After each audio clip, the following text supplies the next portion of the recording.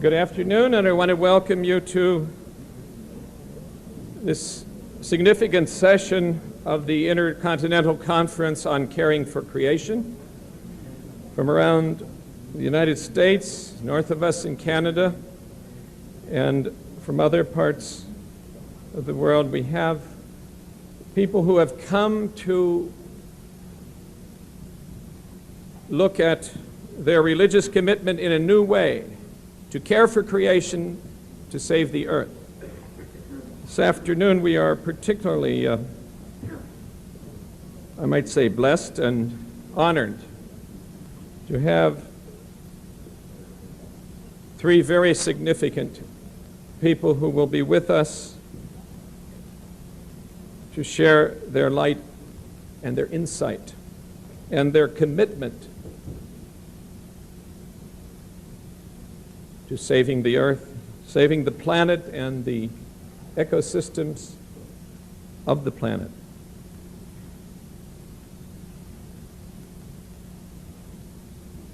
Our first speaker, and one who has an exceedingly busy schedule, just got in from the Bergen Conference and other things in Europe, I believe earlier today or last night. Oh, you didn't go to Bergen, okay. Rerouted. Okay, that's all right. We're working on things, but has been going from, I might say, meeting to conference to Parliament to White House to major leaders around the world, bringing with him a vision and a commitment to conservation and environmental understanding and values in a way that is very significant in the 1990s. And for that reason, we are going to do something very special that I think, and the board of directors of the North American Conference on Religion and Ecology in a particular way, think is appropriate. And it's an award called the Eco3 Award, which I will presently explain. Through its Eco3 structure called the Eco3 Trialogue, the North American Conference on Religion and Ecology proposes to facilitate collaboration among ecumenists, ecologists, and economists. The meaning of the prefix eco comes from the Greek oikos, meaning household, family, community. All three collaborative partners share a common interest in the household of the earth.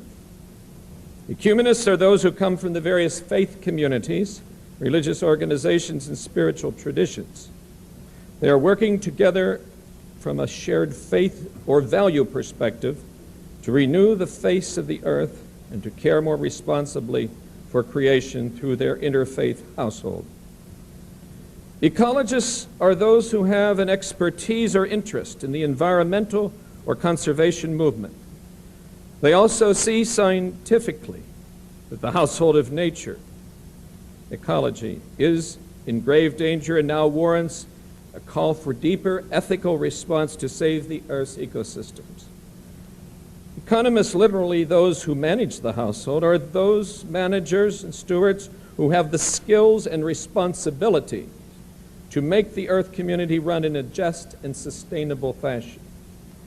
These economists may be leaders from the public sector or the private one. They can be elected representatives or environmentally minded government people, business people, philanthropists, investors, executives, as well as trained economists. William Riley, administrator of the Environmental Protection Agency, is given this award by the North American Conference on Religion and Ecology in recognition of his work in three areas. First, for his record as a conservationist. In his public and private life, William T. Riley has devoted his professional life to environmental issues. Throughout his career at the World Wildlife Fund and now as administrator of the Environmental Protection Agency, Mr. Riley has inspired his colleagues, offered vision and clarity to legislative and private initiatives for improving life on this earth and creating a significant platform from which to involve everyone in the process of environmental renewal. Secondly, William Riley is being given this ECO3 award for his long-standing and continued dedication to the spiritual dimension of the environmental issues confronting us today. Mr. Riley recognizes that for today's citizen, to be religiously committed means to be deeply committed to environmental issues and personally involved with caring for creation. William Riley has not only preached this reality, but has practiced it as well in the exemplary model of his own personal commitment to caring for Mother Earth. And thirdly, Mr. Riley is receiving this ECO3 award for his early and continued support of the efforts behind this conference. At a time when most of the environmental community had not yet begun to grasp the importance of the religious dimension, the value dimension to the environmental crisis, William Riley not only understood this fundamental fact of reality, he acted upon it by becoming one of NACRE's initial supporters and funders through his position as president of the World Wildlife Fund. For these reasons, we award to William T. Riley this afternoon the ECO3 Award, and we give him something that will remind him of his history and of ecology and of the environment. And as I give him this Waterford crystal vase full of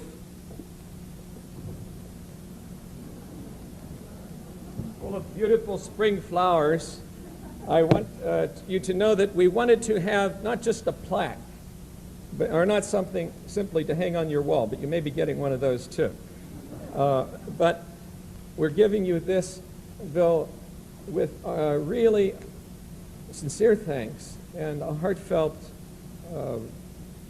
feeling within the community here that you are a genuine leader who combines the best of both a spiritual commitment to see that we must care for creation and a respect for science and economics that makes you realistic in this pursuit. Thank you. Thank you. There you are. And we'll put it on the...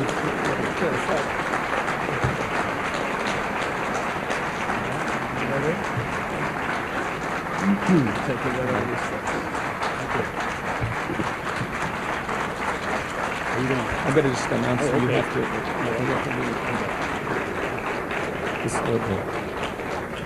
Because of the very rapid nature of his work and the unbelievable amount of things to do, Bill Riley will have to leave us after his talk, but I believe his presence among us both honors us and connotes the very important decisions we are making here in responding to the bioregional plans and calling forth religious leadership to work with scientists, ecologists, and economists to make this a truly sustainable and regenerative Earth. Bill Riley. Well, thank you very, very much, Don. That is a moving introduction and really a touching dedication and perfectly appropriate gift. These spring flowers, the early fruits of the spring creation. I am very honored to be the first presented with this ECO3 award, and I'm particularly touched to be recognized in the category of economist. I fear that you may do violence by that categorization both to the profession and perhaps to my reputation in some quarters in one fell swoop. But, and in other quarters, I guess I have to confess, you will simply astonish by suggesting that degree of sensitivity to economics on my part. But from my point of view, it is a very satisfying honor that you confer on me, and I really appreciate it. I'm here to discuss issues to which I attach great significance with many old friends and some colleagues. And I'm here, I should warn you at the outset, as is often true, I find, in my present position, to talk about a lot of things that I probably know much less about than most of you. That hasn't deterred me yet, and a lawyer, there are those who would say a lawyer talking about moral and spiritual values should be disqualified at the start. But I do feel strongly about some of these issues. I compliment the concerns and efforts that have brought you together, and I very much hope that they're successful. I think they're vitally important to the achievement of objectives that certainly as administrator of EPA are very important to me in my public duties, and I think more fundamentally significant to the spiritual development and to the reconciliation of humans with nature, which I take to be our common concern. One of the most interesting and arresting phenomena in nature is the coming together of two great rivers, the Missouri and the Mississippi north of St. Louis, the Allegheny and the Monongahela, which join together at Pittsburgh, the Rio Negro and the Solimões that form the mighty Amazon at Manaus. From the air, as I remember, particularly in the case of that latter great confluence, it's possible to see how two great rivers flow together for a time without fully merging, each retaining its distinctive color, its mud, its minerals, or even its pollution. But finally, they flow into each other, and they become broader and far more powerful than either tributary. Such confluences occur not only in nature. When men and women of faith marched and suffered at the Selma Bridge, their message in word and deed was that racism is evil. They added a vital moral force to a movement to reform the law, a force that joined a demanding and irresistible moral current to the milder movement of our laws.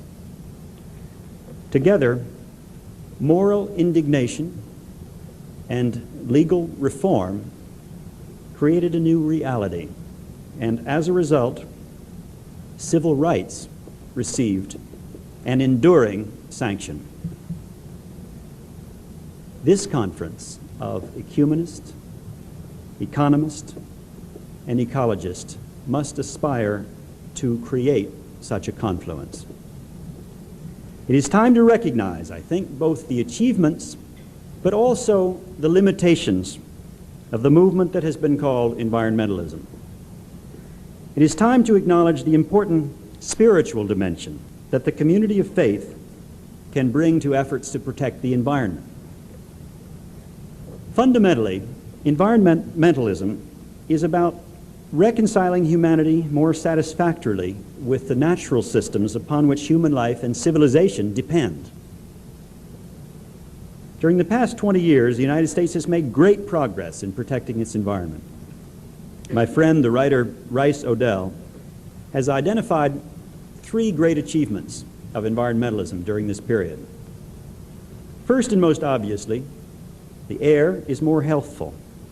Rivers and lakes are cleaner.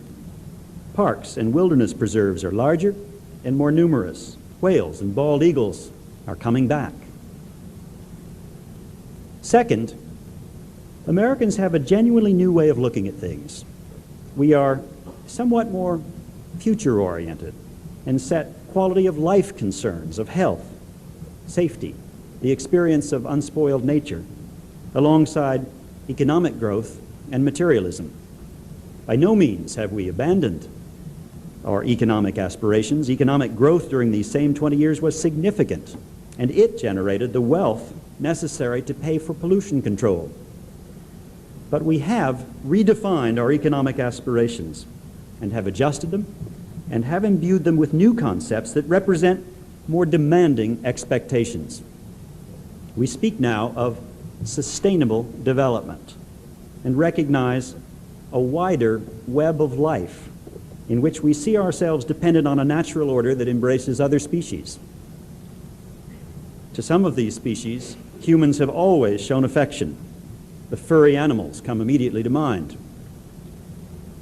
But increasingly, while we may not love the swamp rat, we do exhibit a certain reverence for the distinctive life form he represents, and our laws provide some protection for the niche in nature he occupies. This reverence is a rationalist, not a religious sort of thing. It's based on a Darwinian insight that all life forms are related and ever evolving in a mutually supportive progression. We may need the swamp rat, depend on him even in ways science has yet to discover. Maybe he thrives on a pest, regulates a natural system, has some still to be determined role in keeping it all going. We are not certain. That very humility in the face of natural phenomena is an environmentalist innovation. What we don't understand, we forbear to disturb, alter, or destroy. So often, humankind has gotten it wrong where nature was concerned, that there is wisdom in technological caution.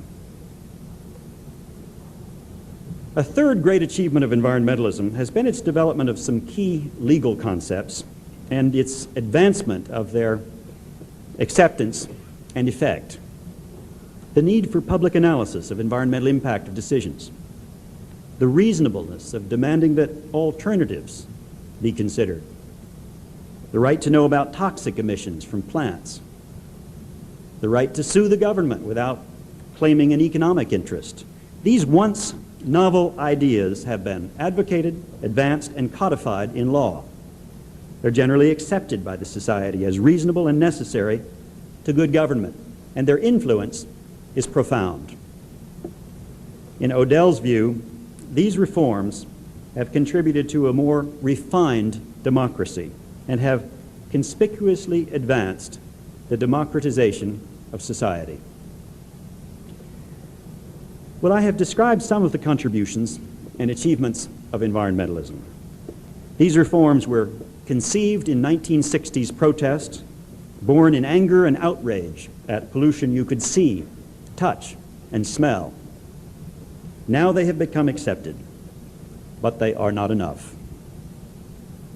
The world today faces two kinds of threats that require more than mere laws to address. First, while we have confronted and tamed many of the most egregious sources of pollution, at least in the United States and Western Europe, we now must come to grips with pollution sources that are scattered, diffuse, and individual. We must come to grips with individual behavior and with the consequences of the way we lead our lives, with very high levels of waste per capita, with water pollution that does not come from the end of a pipe, but that runs off farms and city streets, and with air pollution that comes from cars idling in congestion. Our laws work less well at confronting problems of this scale, and so the Bush administration is seeking new ways to fashion laws to design economic incentives that reward behavior that is environmentally responsible. Government command and control approaches may well have taken us about as far as they can. The second kind of threat that we have only recently begun to understand and acknowledge is the danger posed to the global environment, the threat to the very stability of critical life support systems of the planet. Our discovery of the ozone hole over the Antarctic, more recently over the Arctic, have revealed how destructive human activity can be and how far advanced it can become before it's identified. Correcting for ozone depletion, and that ozone hole now is as large in size as the continental United States, will take many decades. Long after humans have ceased to manufacture the chlorofluorocarbons, these long-lived chemicals will still be migrating up to the stratosphere and destroying its protective layer of ozone, exposing us all to more cancers and more cataracts. I have frequently spoken to the need to foster economic incentives to address environmental problems. I believe very strongly that we must work to ensure that economic incentives line up with environmental goals for protecting the ozone layer, or reducing acid rain, or conserving tropical forests. But it also is increasingly clear that we must go beyond compulsion, laws, and incentives. We must engage the heart, which is not reached by appeals to law or science. In 1986, the Duke of Edinburgh, in his capacity as president of the Worldwide Fund for Nature, convened representatives of 5 major religions in Assisi to prepare statements about human responsibility for nature.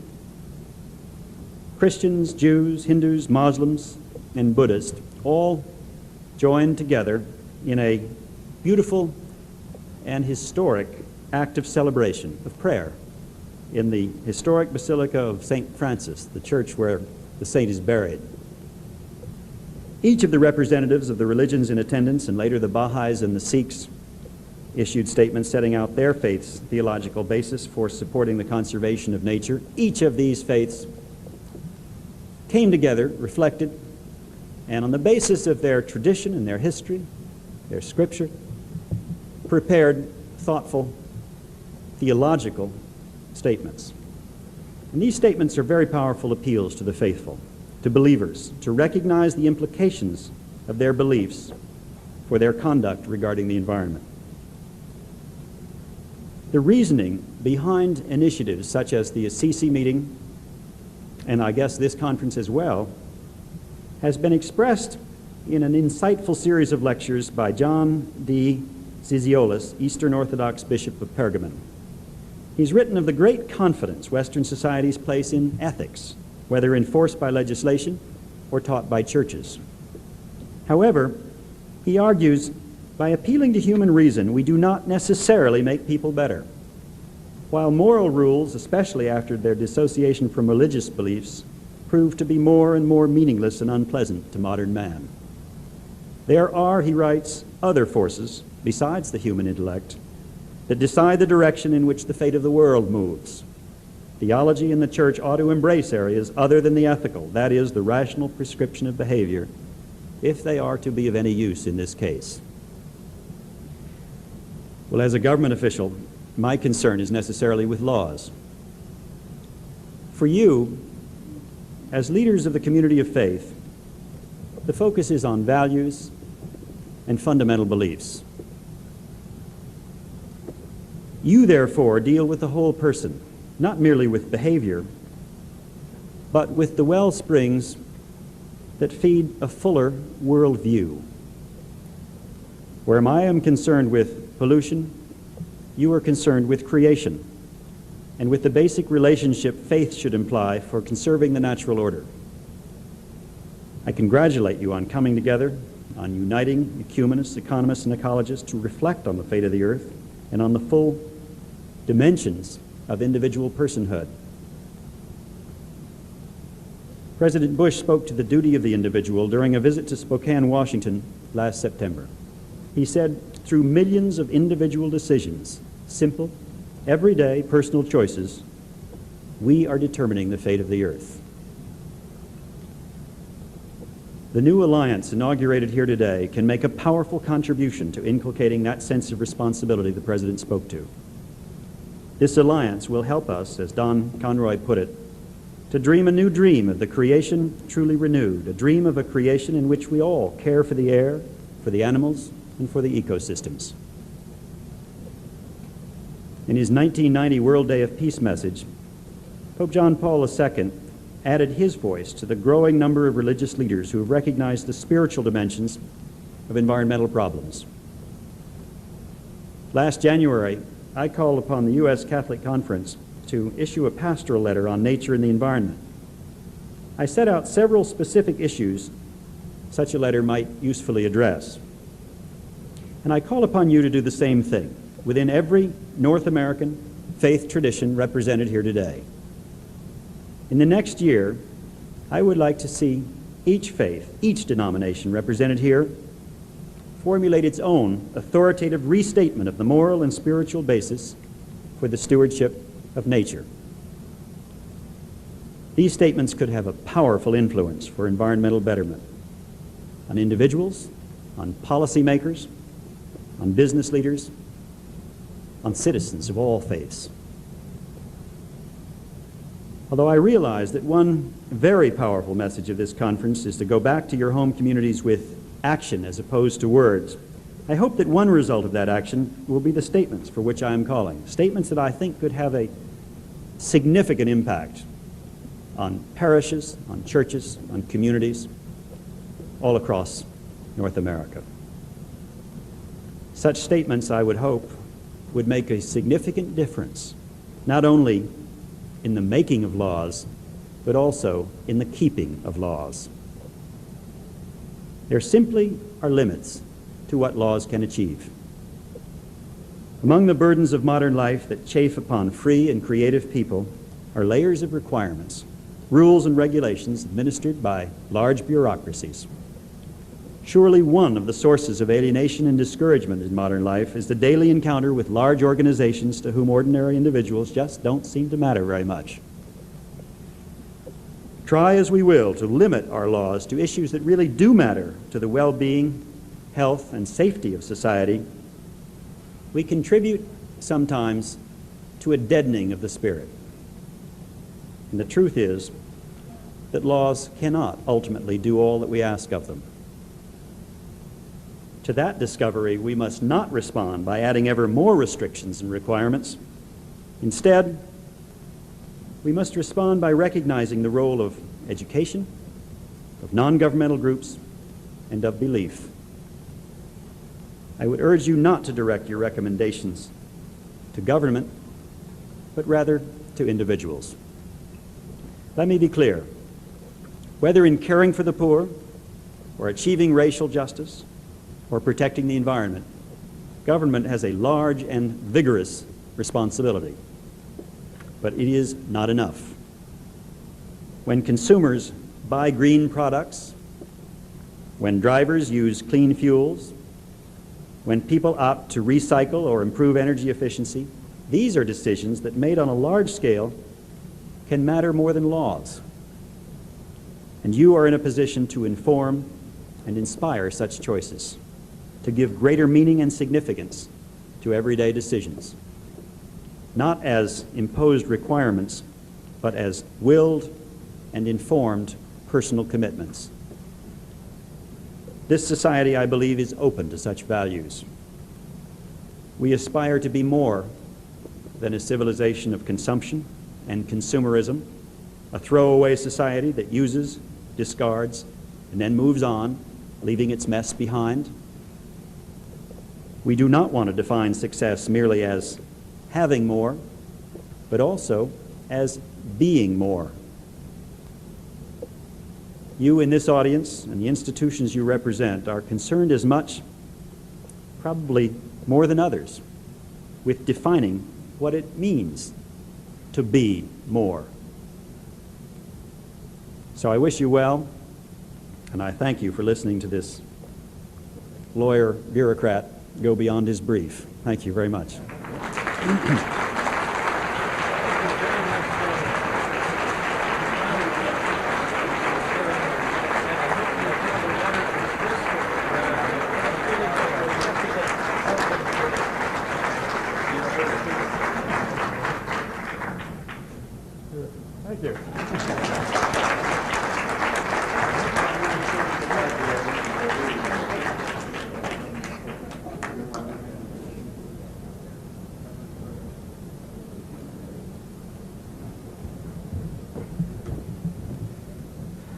To introduce our next speaker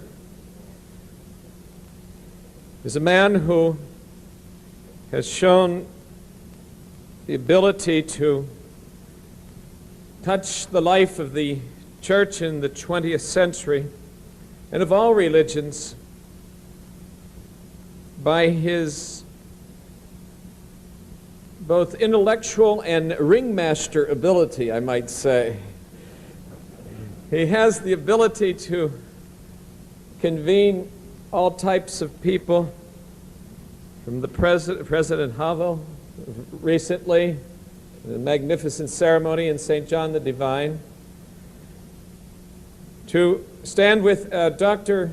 Carl Sagan in Moscow, with Secretary Gorbachev in January, when they made the appeal to scientists and religious leaders to join hands to save the earth. So without further ado, I give you Dean James Parks Morton.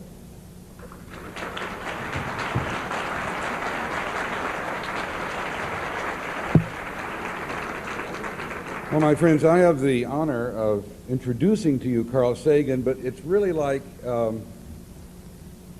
introducing a scientist in the scientific realm who corresponds in the religious realm, say, to introducing the Dalai Lama or to Archbishop Tutu or to Mother Teresa.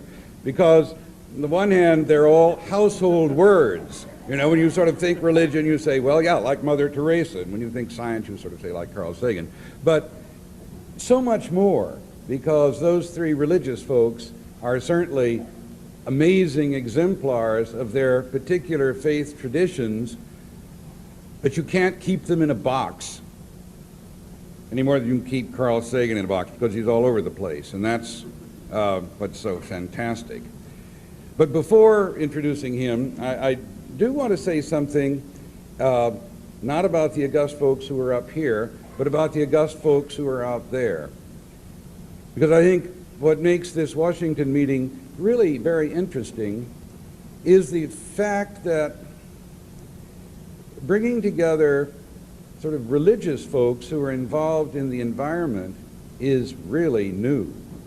At the Cathedral, we've been involved in environmental programs since 1972, and we really could count on perhaps one hand other religious organizations in America, because we were really looked upon as strange ducks. You know, I mean, you're religious people, well, why are you concerned about rivers? You know, why are you concerned about green things? And all you have to do is read a certain cardinal who happens to live in New York's sermon on Earth Day to find out where religion still has to go to get the message. But you folks, who by and large are lay people, have been the people in the trenches in the environmental movement. And you've been doing that out of your synagogues or out of your churches or just out of your own convictions in your own backyards and in your own city lots. And that, to me, is what's so extraordinary about finding an occasion when you, who are really the fighters in this peaceful war, are in one room. And so, with all due respect to those on the platform, I think the real credit is to those who were in the round tables, and I salute you.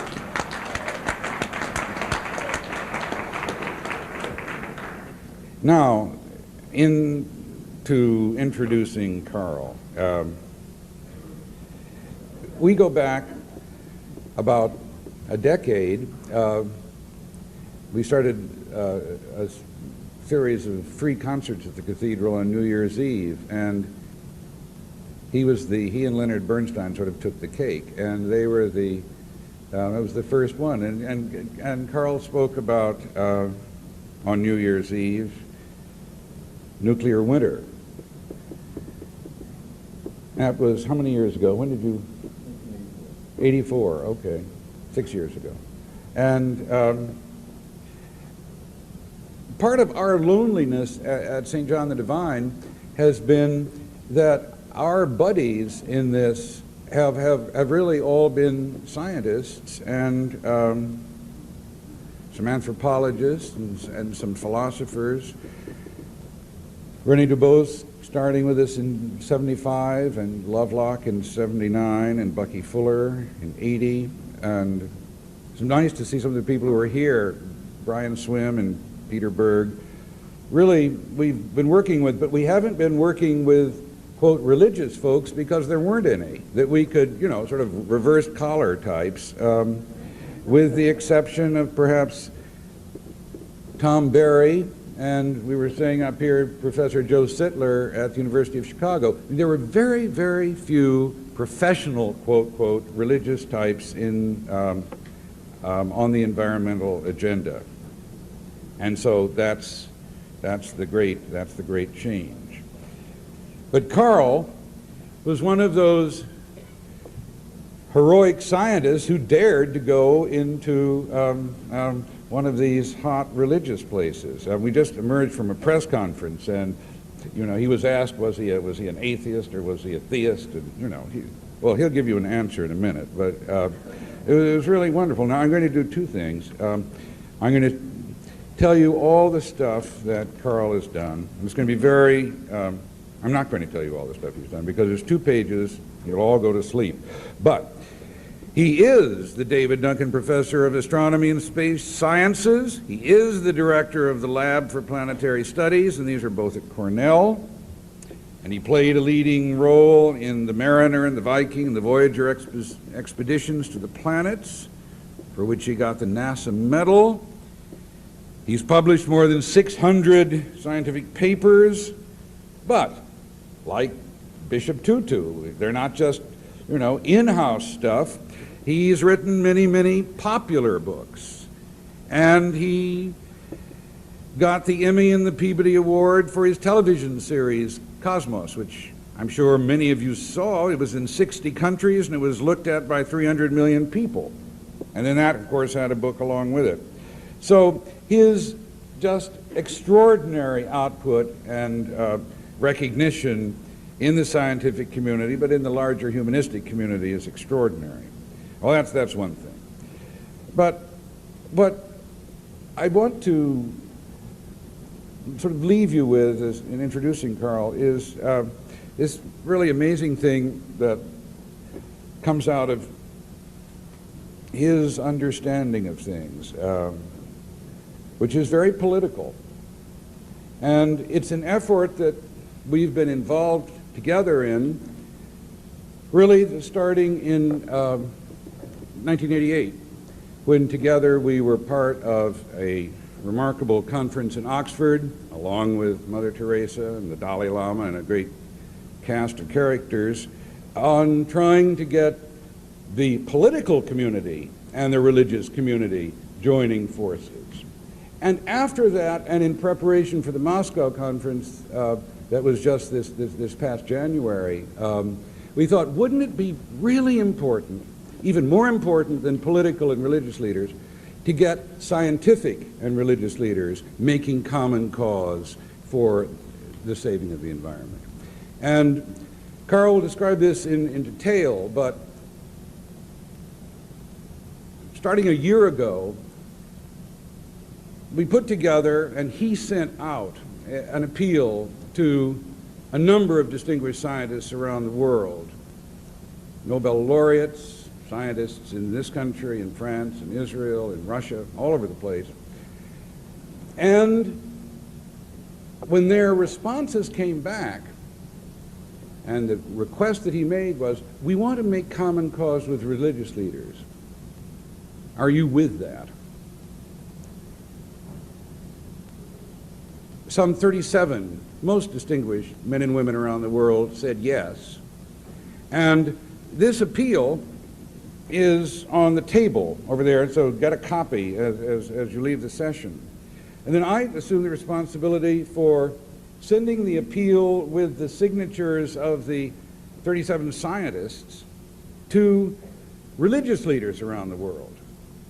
We now have some 300 signatures of really top people in the world saying, yes, we religious people want to make common cause with the scientists so that together we can work to cherish the earth. Now that's going to take a long time, but what it does represent is really a new threshold. But new thresholds are what Carl Sagan's all about. So, Mr. Threshold.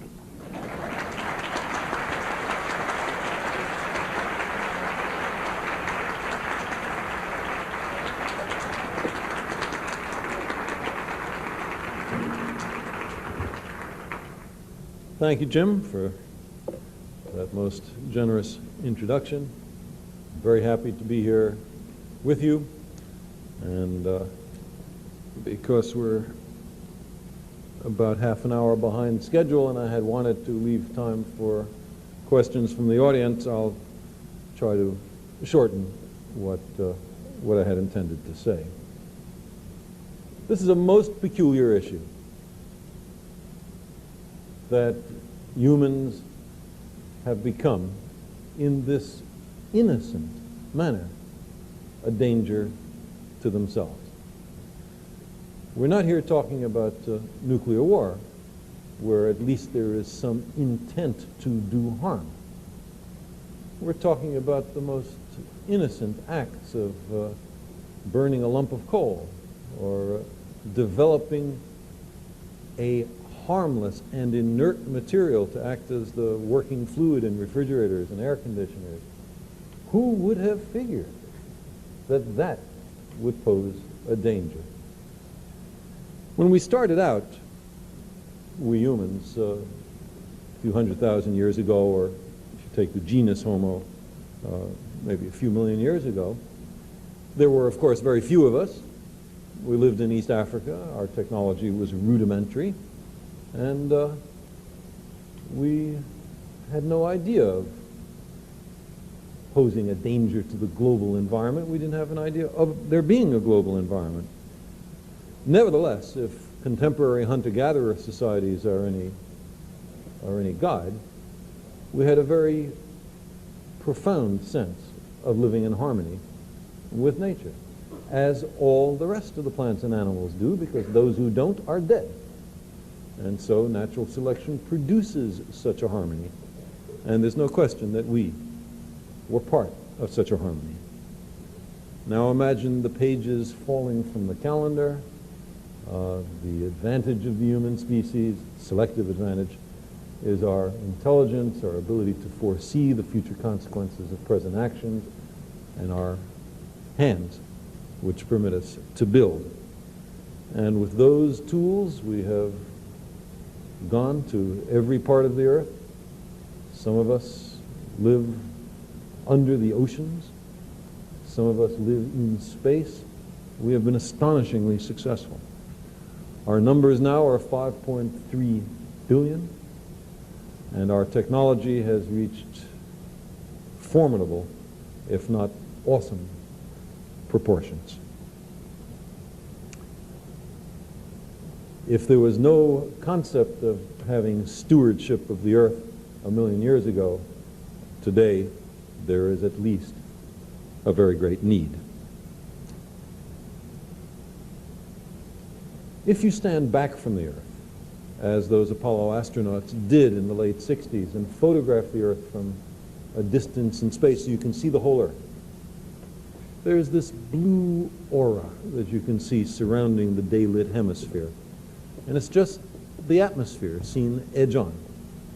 And what is most impressive, what many astronauts have remarked upon, is how thin, how fragile, how vulnerable it seems. The thickness of the Earth's atmosphere compared to the size of the Earth is about the same as the thickness of a coat of shellac on a library globe of the Earth. There isn't much air. And so we now have the prospect of inadvertently endangering the life-supporting environment, the environment that supports the human species and many other species, of committing what religious people sometimes call crimes against creation.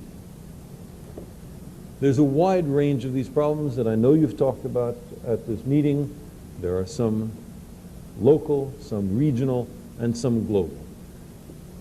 Let me talk about the two of the global issues, in part because they are among the most serious, and in part because they force upon us a way of thinking which is novel to many, although it certainly has deep roots in the world's religious communities. Those two problem areas are ozone depletion and greenhouse warming. The ozone layer, if brought down to the pressure and temperature of this room, would be about that thick, about 3 millimeters thick. There isn't much ozone. It protects us against dangerous ultraviolet light from the sun, which, if not impeded, if it could reach the surface of the Earth, would produce a range of catastrophes. The one that's most discussed is skin cancer, especially in light-skinned people like me. Dark-skinned people are much better protected. And that certainly would be serious, but that's minor compared to the other longer-term consequences, which include a challenge to the human immune system, the ability to fight disease. If the ozone layer is breached and people have to spend some time out of doors, it's something like getting a global case of AIDS, except there's nothing special you have to do to get the AIDS, except keep voting for the same politicians.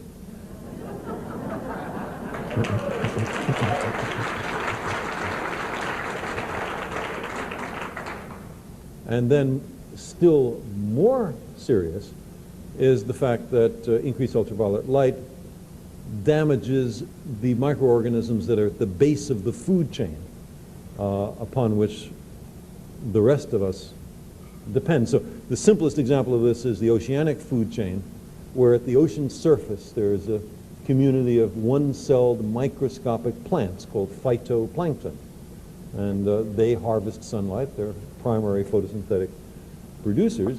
But since they're at the surface of the oceans, if there's more ultraviolet light getting through the ozone layer, they are vulnerable to a depletion in the ozone layer. Well, these guys are eaten by little one-celled animals, which are eaten by little shrimp-like crustacea, which are eaten by little fish, which are eaten by bigger fish, which are eaten by, and so on. And then at the top of this ecological pyramid are dolphins, whales, and people. And on the land, there is a similar food chain in which, again, the primary photosynthetic producers are vulnerable. So if you eliminate the organisms at the base of the food chain, then the rest of the food chain collapses as well. That's the ultimate danger of ozone depletion. Greenhouse warming is the buildup of invisible gases. Their invisibility is precisely part of the problem, because you can't just by looking see that there's a danger, which keep the heat in and build up the temperature of the Earth, producing great regions of drought in continental interiors, including the American Midwest, and through the volume expansion of seawater and the melting of polar ice, sea level rising. And some of the projections for the end of the next century are extremely serious: drought, the destruction of croplands worldwide, an assault on natural ecosystems, and a rising of sea level sufficient to, for example, flood Bangladesh and produce tens of millions of environmental refugees. These problems are very serious. They are happening, however, slow enough that it's possible to do something about it. The slowness is an advantage in that respect, but a great disadvantage in another respect, in that the changes are occurring on timescales longer than the terms of office of politicians. If a politician can take a presumed unpopular action, which will, in his or her estimation, benefit the politician while still in office, then that's the kind of risk that politicians are willing to take. If the benefit, however, happens 10 or 30 or 50 years in the future to benefit some other office holder, then from the narrow perspective of getting reelected, it's not nearly so attractive. These long timescales represent one of the novel problems of these global environmental issues. Now, I want to stress that we are not absolutely certain what the configuration of danger will be. For the ozone layer, we can already clearly see it. There's no question of, is there an ozone depletion? There is this enormous hole over Antarctica, about which William Riley talked, a smaller one over the Arctic, and a clear thinning of the ozone layer at intermediate latitudes, including the latitude of Washington. And the telltale chlorine atoms of the CFCs have been found in association with the ozone depletion. So there it's very clear what's happening. You stop making CFCs and other sources of ozone depleting chemicals, and the ozone layer will, on a time scale of 100 years, heal itself. But note the time scale. Make heroic actions now, and the ultimate benefit is a century hence. Delay longer, the healing is also delayed longer. On greenhouse warming, there is not yet so clear a signature. There is a range of what in this business are called sophisticated computer models, but of course they're only as sophisticated as the people who write the computer programs. But there are 5 different such programs. They all give consonant answers. They predict correctly the very different climates of, say, Mars and Venus. Venus, by the way, having a surface temperature of 900 Fahrenheit, hotter than the hottest household oven, hot enough to melt tin and lead because of a massive carbon dioxide greenhouse effect there. I'm not suggesting that there were once a species of Venusians who drove fuel-inefficient automobiles, and that's why Venus is in trouble. But the idea of an Earth-like world gone to such hellish conditions is worthy of note. By the way, the surface, this is a theological aside, the surface conditions of Venus are remarkably similar to the classic religious view of hell, in case you have to confront a skeptic who wants to know where it is. I thought I'd provide a little help here and there on theological matters where I am able.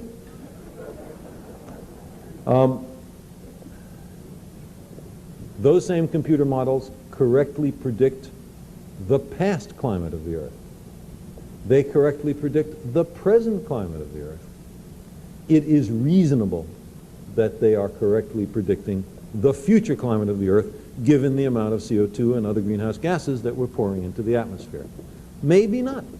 Maybe there's some undiscovered mistake that all of the scientists involved in these models are making. It's not impossible. We can't be 100% sure. But which is more prudent? Which is wiser? To do nothing and hope that a mistake has been made? Or to take these predictions seriously, even if there's a chance the precautions you will take will be unnecessary?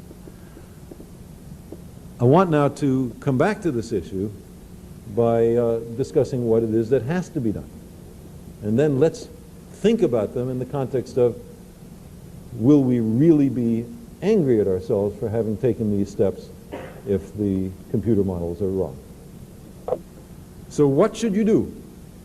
First thing you should do is stop producing CFCs, the chlorofluorocarbons. See, they do double duty. Not only do they destroy the ozone layer, they are an important greenhouse gas. They'll get us one way or another. So we should stop producing them. And indeed, in a remarkable and important agreement of most of the relevant nations, there is a so-called Montreal Protocol in which essentially all the CFC-producing nations, except for India and China, 2 important exceptions, have agreed to cut by 1/2 their production of these molecules by the turn of the century. It's important, its precedent is important, but it's not nearly enough. Those gases should be reduced to 0. That's the first thing we ought to do. Secondly, to mitigate greenhouse warming, we should use fossil fuels more efficiently. By that I mean, if I had a car that went 70 miles a gallon instead of one that went 25 miles a gallon, I would not be putting as much carbon dioxide into the atmosphere for each mile that I go in driving my car. This is a kind of technological solution or mitigation of the problem. On the other hand, there's not something that we can do as individuals. I cannot go and drive a 75 mile per gallon automobile because they are not commercially available. So it's no good to tell me, as my friend Mr. Riley did, that we shouldn't complain to the government or the industry, we should just do it ourselves.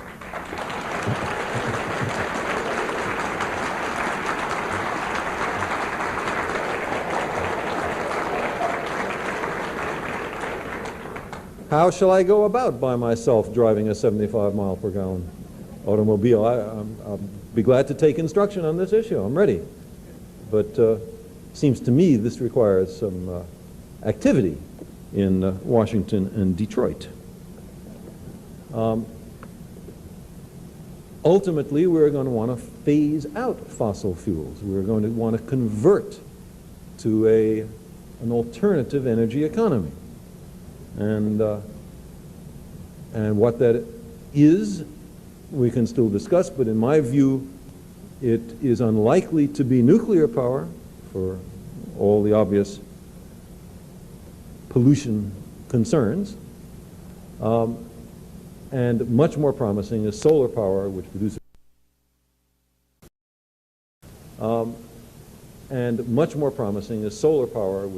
no greenhouse gases and does not involve radioactivity, and is already economically competitive with fossil fuels if we take account of the environmental cost of the burning of those fossil fuels. That's the kind of technology we should be after. And incidentally, because developing countries tend to be located in equatorial latitudes where there's more sunlight, this is also an ideal kind of technology. And could be, for them, and could be much more indigenous, that is, the technology homegrown, than big fission or fusion reactors. Then we should grow trees.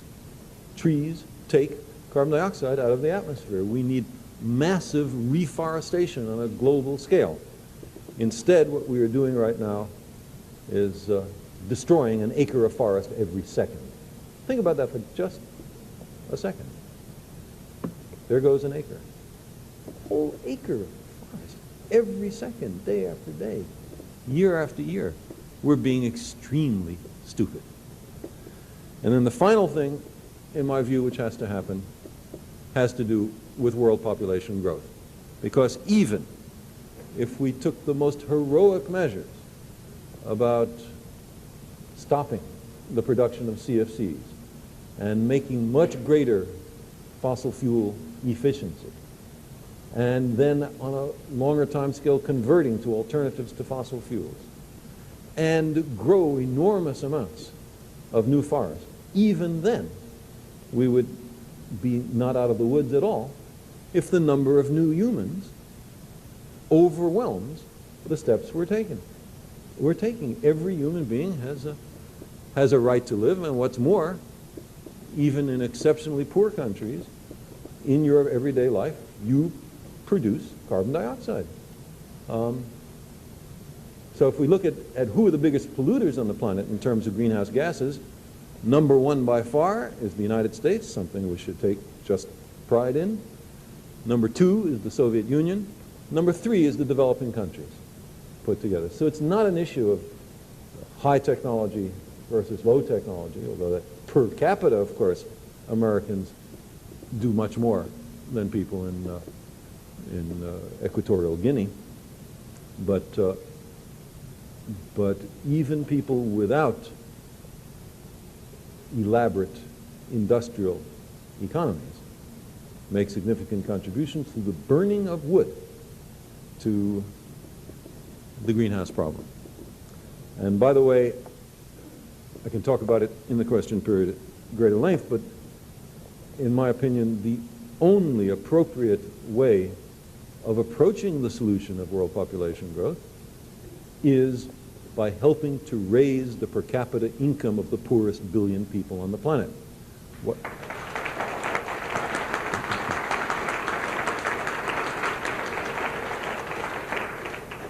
It's a thing called the demographic transition, and it happens in capitalist countries, in communist countries, in Catholic countries, in Buddhist countries, East and West. It's fabulously ecumenical. And what it is poor people have lots of children not because they're stupid and not because they don't know about birth control, although those things, having birth control access helps, of course, but because they make a kind of desperate cost-benefit analysis that if their children are dying at an enormous rate, if they have lots of children, then there might be some to survive to help with whatever the domestic economy is, and maybe even survive to such a time when the parents are too old and would help the parent. It's the only available social security for 1 billion poor people on the planet. When the per capita income rises and there are alternative sources of help for the meager plot of land and help for the old age of the parents, then without the government ever saying a word, the population growth rate turns around. And I find this is true of many Americans. Think back 3 generations in your own family. How many children did your great-great-grandmother have? How many children do you or your siblings have? And you will see a substantial drop in almost every case in the birth rate. And that has happened because the economy has improved, the per capita income has gone up in this most affluent nation. Those are the steps which need to be taken. How many of them can be done by individual effort? It seems to me that this is a case where the main driver has to be government and industry. And there is, of course, a role for individuals. And that is one of the blessings of democracies. And that is, individuals can play their part by voting out of office recalcitrant politicians. It's very straightforward. I can't improve the greenhouse effect much on my own by my own energy economy at home. I can make some contribution, but I can make a bigger contribution by voting against politicians who say that they can't do anything about this problem. There was 2 or 3 weeks ago in Washington a international conference on the greenhouse effect hosted by the White House. This is the one where the White House was accused of urging study rather than doing anything, of going slow, of stressing uncertainties, to the enormous annoyance of delegates from all over the world, especially from Western Europe. It's almost nobody who supported the United States position on this.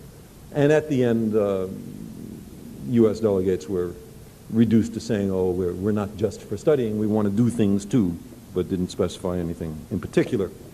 There was a very telling diagram in the White House handouts. It was stressing the complex issues involved here, and each issue that was stressed had a little cartoon to make it clear to people who had difficulty reading what the issue was. And there was one issue called balance. And what it showed was a traditional pen scales, 2 trays. In one tray was the planet Earth. And then balancing it on the other tray were 4 bars of gold. A balance. 4 bars of gold, the Earth. Well, don't want to fix the Earth because it might cost money. I think that is a very revealing as well as a very bad example for the White House to be telling us.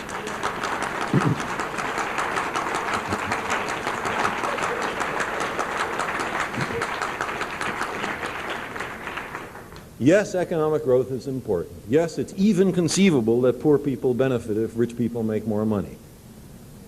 But if the environment that sustains all of us is significantly deteriorating, I suggest that even the people who are making money are going to be in trouble.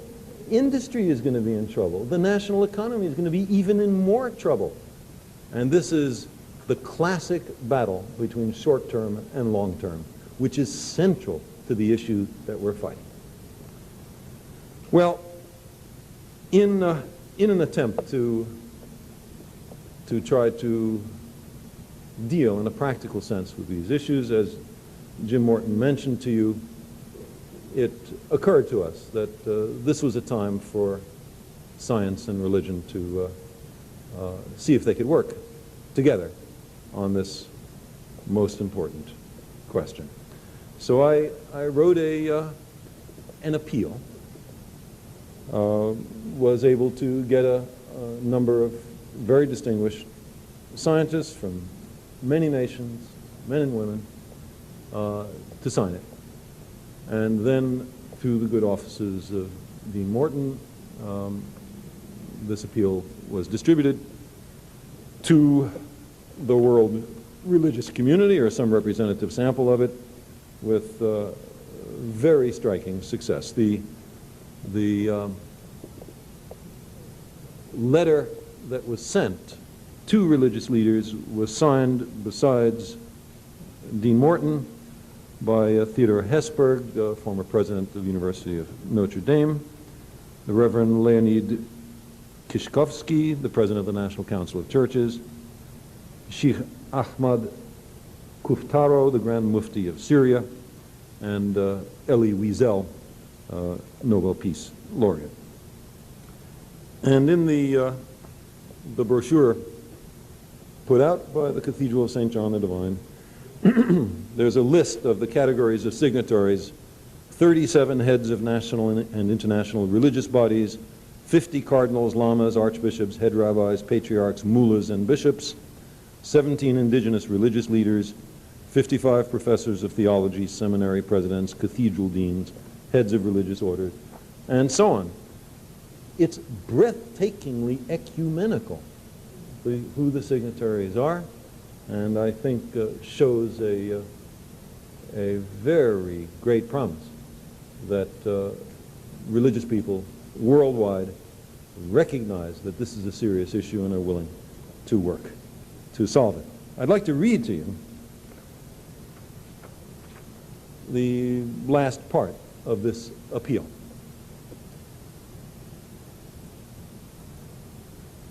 We first describe some of the issues, as I have done here, and then go on to say, by their very nature, these assaults on the environment were not caused by any one political group or any one generation. Intrinsically, they are transnational, transgenerational, and trans-ideological. So are all conceivable solutions. To escape these traps requires a perspective that embraces the peoples of the planet and all the generations yet to come. Problems of such magnitude and solutions demanding so broad a perspective must be recognized from the outset as having a religious as well as a scientific dimension. Mindful of our common responsibility, we scientists, many of us long engaged in combating the environmental crisis, urgently appeal to the world religious community to commit in word and in deed, and as boldly as is required, to preserve the environment of the earth. Some of the short-term mitigations of these dangers, such as greater energy efficiency, rapid banning of chlorofluorocarbons, or modest reductions in the nuclear arsenals, are comparatively easy and, at least at some level, are already underway. But other, more far-reaching, more long-term, more effective approaches will encounter widespread inertia, denial, and resistance. In this category are conversion from fossil fuels to a non-polluting energy economy, a continuing swift reversal of the nuclear arms race, and a voluntary halt to world population growth, without which many of the other approaches to preserve the environment will be nullified. As on issues of peace, human rights, and social justice, religious institutions can here too be a strong force encouraging national and international initiatives in both the private and public sectors, and in the diverse worlds of commerce, education, culture, and mass communication. The environmental crisis requires radical changes, not only in public policy, but also in individual behavior. The historical record makes clear that religious teaching, example, and leadership are powerfully able to influence personal conduct and commitment. As scientists, many of us have had profound experiences of awe and reverence before the universe. We understand that what is regarded as sacred is more likely to be treated with care and respect. Our planetary home should so be regarded. Efforts to safeguard and cherish the environment need to be infused with a vision of the sacred. At the same time, a much wider and deeper understanding of science and technology is needed. If we do not understand the problem, it is unlikely we will be able to fix it. Thus, there is a vital role for both religion and science. And then the last paragraph reads, "We know that the well-being of our planetary environment is already a source of profound concern in your councils and congregations. We hope this appeal will encourage a spirit of common cause and joint action to help preserve the earth." So I'm very encouraged that this document, which I consider to be not pulling a lot of punches, has received such strong and ecumenical support. I'd like to conclude with just a couple of other remarks. There is a passage in the book of Proverbs that haunts me in this context, although of course it wasn't written in this context. It goes, "They set an ambush for their own lives." And it seems to me that through the unthinking development of our enormously powerful technology, we are in danger of doing just that. But it is certainly not too late. We have caught the problems early enough, and all it takes is a deep, committed dedication to solve these issues. And it seems to me that there is a peculiar silver lining. And it goes like this. Molecules don't have passports. They're exceptionally stupid. They don't understand the profound importance of the idea of national sovereignty. So you strike a match or burn a lump of coal or drive your car, and the carbon dioxide is wafted up and carried by the general circulation of the Earth's atmosphere everywhere. No one nation can solve the greenhouse or ozone depletion problem. It has to be done by everybody on Earth. It requires a global effort. So these problems, as I said in the appeal, have an intrinsic trans-ideological, transnational, and transgenerational aspect to them. It doesn't matter what your ideology is. If you want to resolve these problems, you're going to have to work closely with other nations. And if you truly want to understand what this issue is about, you must be concerned about generations as yet unborn.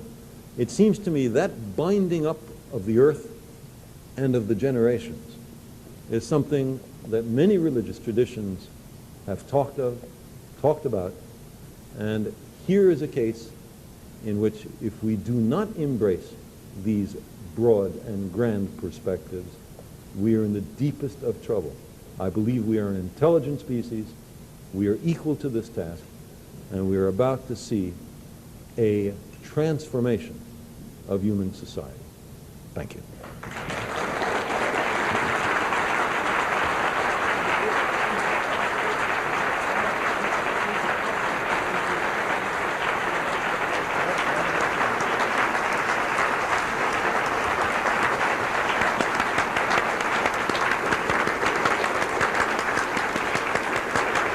Superb.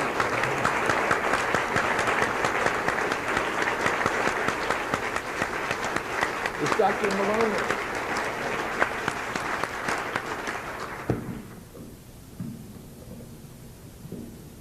We have the chairman of our board, Dr. Thomas Malone, to introduce the next speaker, who is a theologian who has, over the years, done some rather remarkable and penetrating studies that probe into faith and reason, in naming the whirlwind, and in other things. I'm going to ask for Dr. Malone, where are you? There, oh, there he is. He's going to come and yes, we're going to have the questions after Dr. Gilkey. And so the chairman of our board, Dr. Tom Malone, is widely known in the halls of science and in other realms as one of the chief atmospheric scientists and one of those who deal with global realities. I won't go into all his pedigree and all his works, but as immediate past president of Sigma Psi, the scientific society, and international secretary for the National Academy of Sciences, he has done much to advance the cause of science at this crucial time.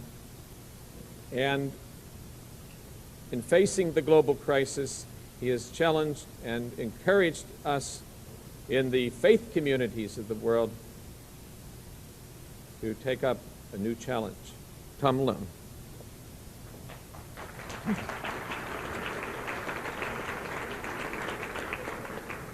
Thank you, Don. The deliberations of the past several days, it seems to me, have confirmed the conviction that an increasingly interdependent world society is at a crossroad. Three options lie before us: to snuff out civilization with a nuclear exchange. That's one. Second, to strangle civilization by exceeding the carrying capacity of planet Earth. And there's a third option, is to use our innate reason and intrinsic creativity to see a probable future and to envision a possible future consistent with the dignity of individual human beings. And what is required, and it says so in the book of Proverbs, where there is no vision, the people perish. We've just heard an example of a man with great vision in the scientific field. And now we're going to hear someone who has a corresponding vision from the field of fundamental moral values and beliefs. A noted author, a consummately profound thinker. We're privileged to hear him. And out of the creative and dynamic interaction with the grassroots and speakers like we have here before us, I think we can rest assured that there is a future for humankind. Dr. This platform with Professor Carl Sagan. To me, two quite unexpected events surprised us this winter. One was the collapse of communist regimes in Eastern Europe. The other, to those of us who are observers, the thawing, if I may put it that way, of Professor Sagan's well-known attitude towards religion. And his willingness, which I welcome, to join with representatives of religion in caring for the earth. My delight to be here with him more than equals my surprise. Our present relations to nature are mostly indirect, utilitarian, and contrived.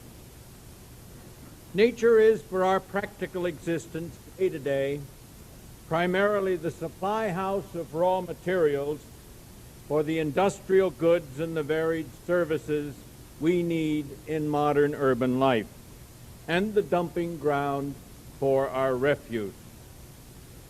Through scientific technology, we have come thoroughly to dominate nature, to remove most of her threats to us, so as to use nature for the purposes of our own well-being. Only our sporadic need for leisure promotes a different relation to nature. That's symbolized by the weekend or the summer vacation.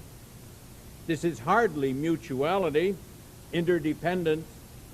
It remains dominion of a sort, but were it not for the political weight of this role of nature for our leisure, crying out for an unspoiled nature, the practical relation of technological production would log, strip mine, develop, and then pollute the whole thing bare.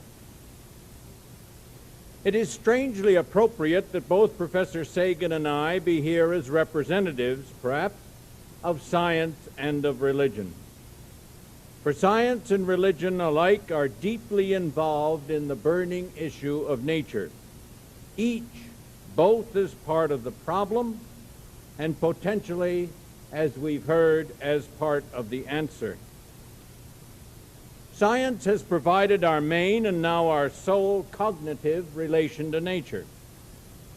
It is through science, physics, chemistry, astronomy, geology, and biology that in our age we feel we know what nature is, that is, what its reality is. It is further a dogma of our time that our only way to know is through science.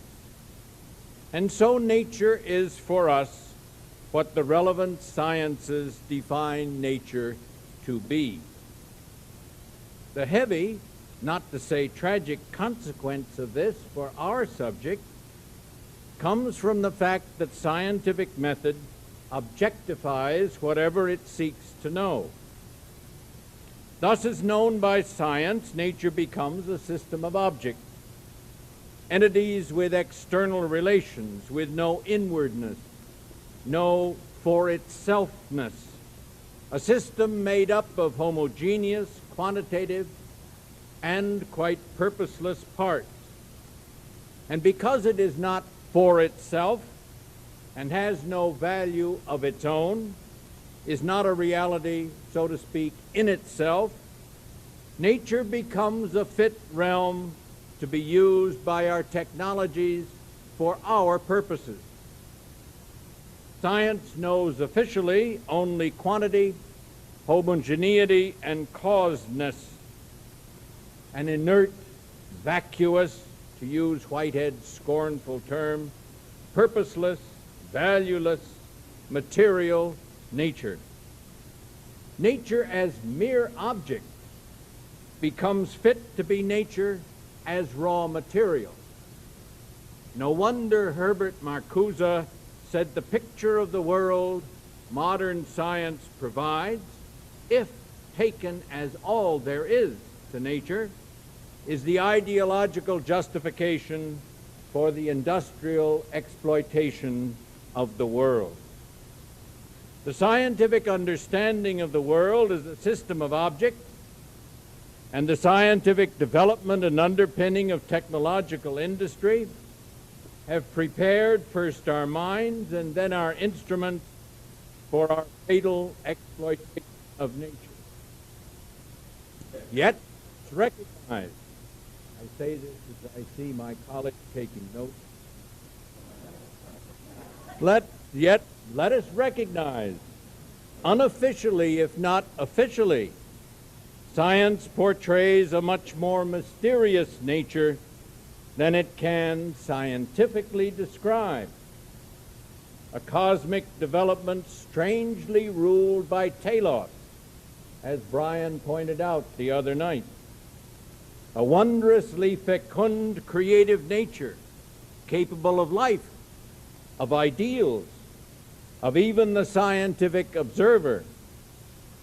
A nature full of new and unexpected, random yet meaningful turns of wondrous novelty and diversity. This mystery of nature, yes, one may say the divine mystery, is intimated in every cosmology, even if it is scorned by scientific positivism.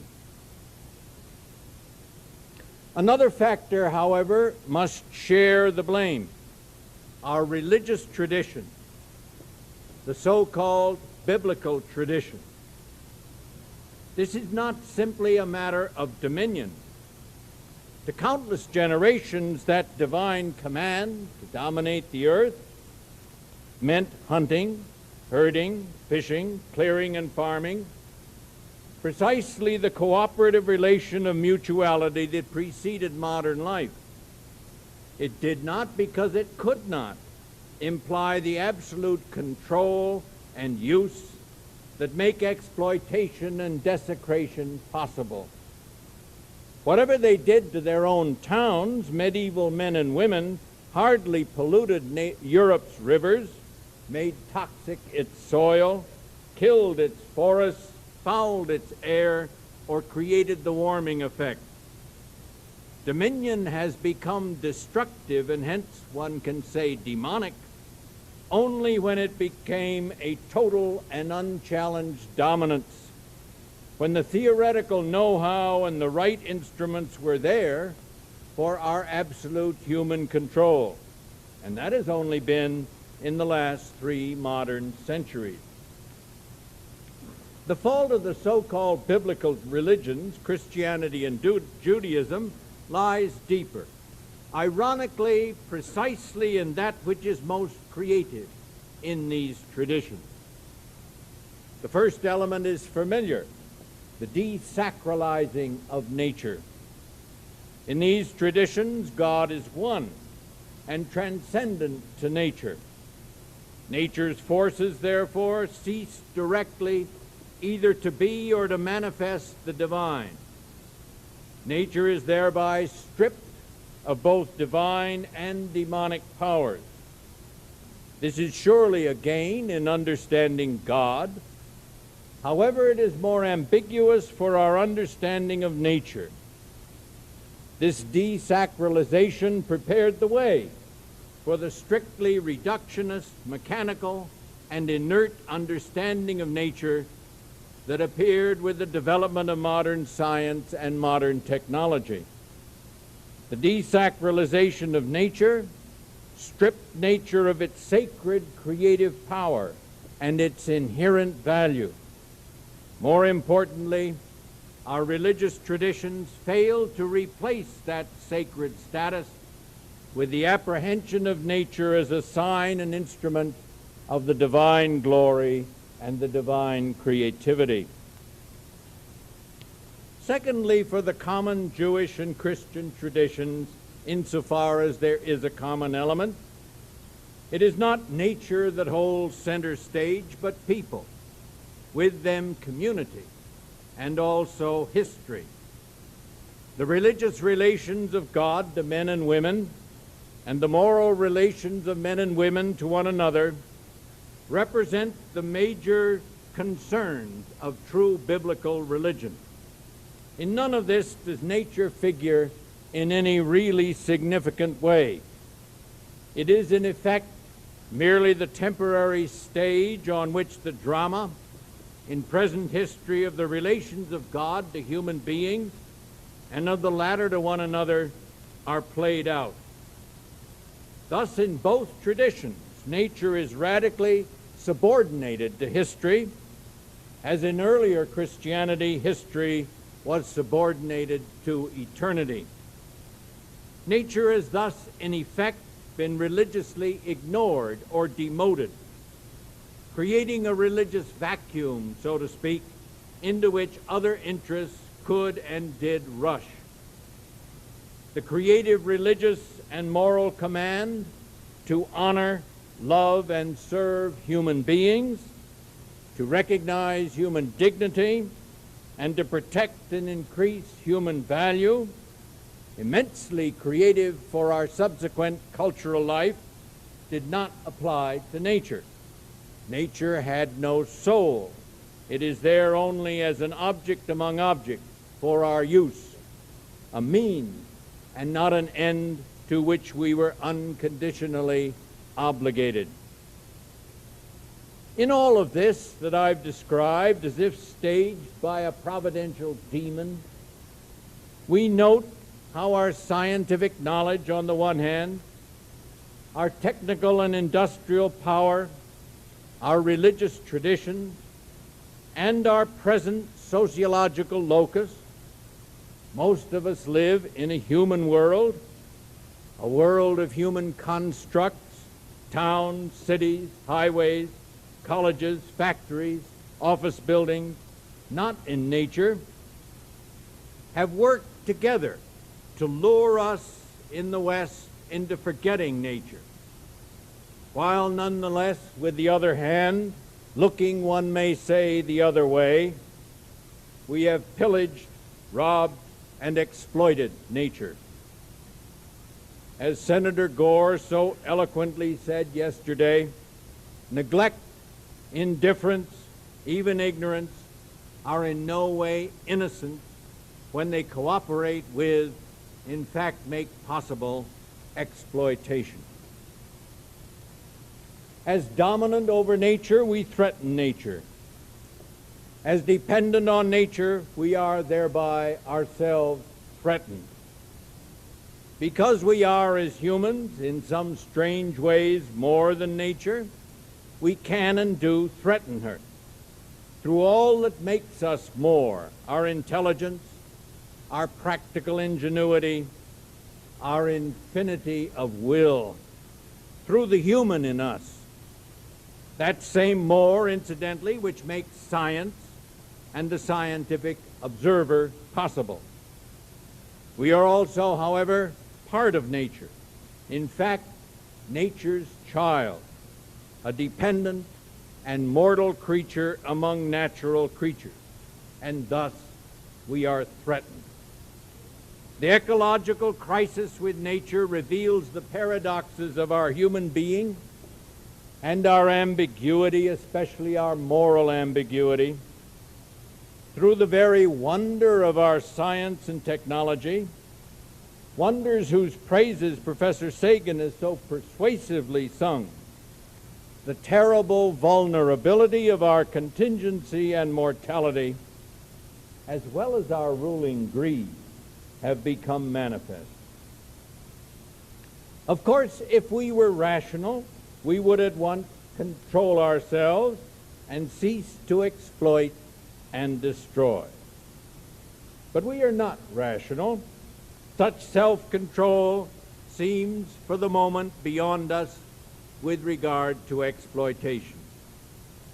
We are also will, infinite desire, a seemingly unlimited greed, as well as objective observers. We seem not to want to save ourselves by saving nature, a kind of modern writing of St. Paul, not if it requires real self-control and real sacrifice. Yet even more paradoxically, it is our very rationality, as modern culture has defined rationality, scientific inquiry, technological innovation, industrial practicality, and organizing genius, that together threaten nature, and with nature that same rationality. The paradoxes of human being portrayed by every profound religious tradition, but often ignored in a secular culture. Humans as infinite and finite, self-transcendent and creaturely, willing the ideal and yet enacting the destructive, image of God and yet fallen, to put it in the terms of my own faith, are evident here. The ambiguity of human beings vis-a-vis nature is as vividly portrayed in our modern scientific and industrial encounter with nature as in the most primordial of fertility myths and ritual sacrifices. Modern scientific culture has not matured itself out of our ancient historical dilemmas and self-contradictions. Rather, it exquisitely illustrates them. And dominant now over the fate of both history and nature, as in many an ancient myth, is an old enemy, in fact, the oldest one, the final one, our own waywardness. For ruling over science, over technology, over industry, over our own politics, and so over our common history is what the Buddhists have termed desire, and our own tradition concupiscence, an infinite greed for goods, driving us where we don't want to go. The rescue of nature is necessary, and I agree, nothing in history is without hope. This is a fundamental religious apprehension. Its grounds are different in every religious faith, but we all share it. This is, first of all, of course, an issue for science. It has been morally concerned, and amazingly idealistic scientists like Professor Sagan, who have first understood and first warned us about these dangers, and who know, if any do, how we might deal with them. It is secondly an issue for public policy, and so for politics. And I suppose that's one reason we are in Washington.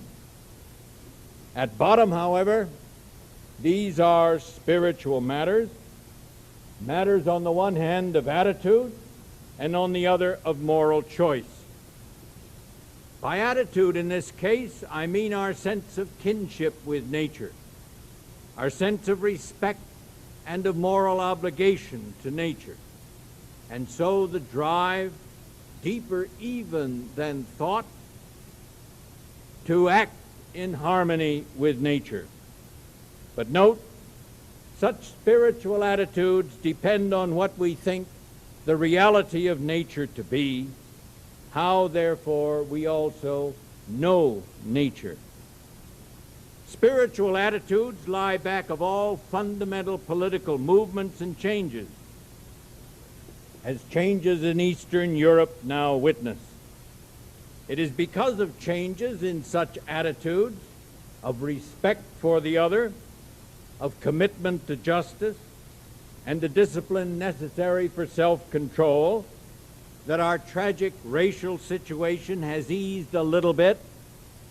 The new roles for women have also appeared. When spiritual attitudes change, laws can change, not before.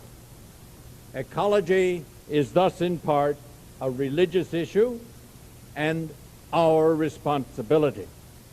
At the basis of political action lie spiritual attitudes to oneself, to others, to nature, to God. How we use our scientific knowledge, how we control or do not control our industrial and our commercial development, these depend also on our common moral choices as communities. And I agree thoroughly with Professor Sagan, these cash out into political action. And these depend in turn on our sense of obligation, the depth of our commitments, and above all, on our openness to some measure of self-sacrifice. Interestingly, in the most ancient religions, sacrifice, even self-sacrifice, realities that horrify the modern soul, was always necessary if men and women were to restore their abused or broken relation to nature. There is hardly a primordial myth that doesn't tell this story of the broken relation to nature and the need of some sacrifice to restore it. This gives me the creeps in relation to our present problem. The same now applies to us. Only if we have the moral self-discipline to be prudent, and prudence requires moral self-discipline. It requires control on ourselves. Can nature be saved? As we are learning, in order to enact, in this case, our clear self-interest, namely the rescue of nature on which we depend, immense self-discipline is necessary. Who would have thought these so-called primitive themes in relation to nature, the themes not only of the sacred creativity of nature of which I've spoken, but also of discipline and sacrifice, would return as relevant, even essential, to modern technological civilization? And let us recall this: such inward changes in us, the dominators, are in this case especially important. Here there are no exploited voices to cry aloud, no oppressed persons to march in our streets, to protest, to act in political rebellion. We can, if we will, continue to ignore all of this, continue to pursue our glut of consumers' goods, and die. Our rationality, our ideals, our good intentions being ruled by our greed. How then do fundamental spiritual attitudes change? For on them, we have suggested, depends the possibility of new moral obligations, commitments, and choices. And on these latter depend the possibilities of new public or practical policies towards nature. Both religion and science are part of the problem, as I've tried to note. Let us see how they might help in these changes of attitude. Attitudes and moral obligations represent, needless to say, especially the area for which religion feels responsible. We will therefore begin there. I wish to suggest an obvious but slightly heretical notion. Perhaps most creative notions are heretical. I don't know. History of theology seems to hint that, if not say it. We should proclaim and teach that nature is an image of God, imago Dei, a creature that is also a sign or symbol of God, as are we. Hence, nature has value in and for itself, as do we, an inherent integrity, order, and worth that we must respect as we do in the case of another person. Nature is a thou, as the great Martin Buber said, an image of its creator, and thus not merely our instrument or material, but a genuine other to us. Nature shows forth, mirrors as an image, the glory, the power, the wisdom, the infinity of its creator and preserver. In fact, the God of the Hebrew and the Christian scriptures is one imaged continually and conceived through the signs and traces provided by the grandeur, the power, the immensity, the order, and the beauty of nature. It is through analogies from nature, as well as from persons, community, and history, that God becomes God. Nature is not only a sign of God, it is also of ultimate concern to us.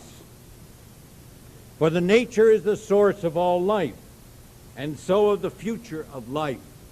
Nature is, as nothing else is, our mother and creator.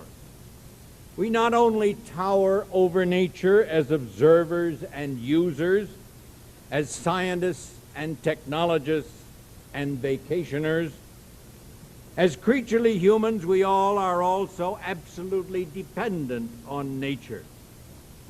Thanks to evolutionary science, we now know this in a quite new way, namely, that it is through nature that God has brought us into being and preserves us there. Interestingly and ironically, we have returned through scientific inquiry in our own age to this knowledge possessed and celebrated by all primordial religions. Let me reiterate this. Our changed scientific understanding of our origins has transformed, or should do so, our sense of our dependence on nature. Heretofore, most Western men and women have recognized their dependence in the present on nature for air, for food, for rain, and so on and on. But traditionally, in our minds, the creation of men and women by God was seen as a quite separate event from the creation of nature by God, as, so to speak, independent or separate creation. But now, believing Jews and Christians, who also accept, as do most of us in this room, the evolutionary account of our origins in nature, we now understand God's creative work in a quite different way, and this can be emphasized in all of our religious groups. God has created us as humans through nature, through the long, slow processes of development in nature, the long cosmic, geological, and finally biological processes that have produced first our cosmos, then our world, then life, and finally ourselves. A process of creation, though without its theological frills, elegantly described by Professor Sagan. In this sense, as for the earliest religions, nature is in fact our mother, the instrument God has used to produce us, much as God produces each one of us through our own mother and father. Our dependence on the divine for our existence in life is directly expressed in our dependence on nature. As primordial religion knew, in nature lie the sacred powers of life, of fertility, of community, of health, and of security, as well as the powers and order of existence. Both our scientific and our religious inheritance have heretofore been quite blind to this. One final word then about science, reality, and nature. As we have seen, as the creative source of our existence or being in all its facets, nature as infinite, as power, as order, life, and beauty, the reality of nature far transcends the inert, determined, external, vacuous system of objects pictured by empirical science. Although that scientific description is itself alive with deeper implications of mystery, implications of spontaneity, of novelty, of random changes evolving into life, with its self-direction, its purposes, its feelings, reactions, and finally consciousness and self-consciousness. Nature reveals itself in us as living subjects. It reveals itself in us as being, as power, and as life.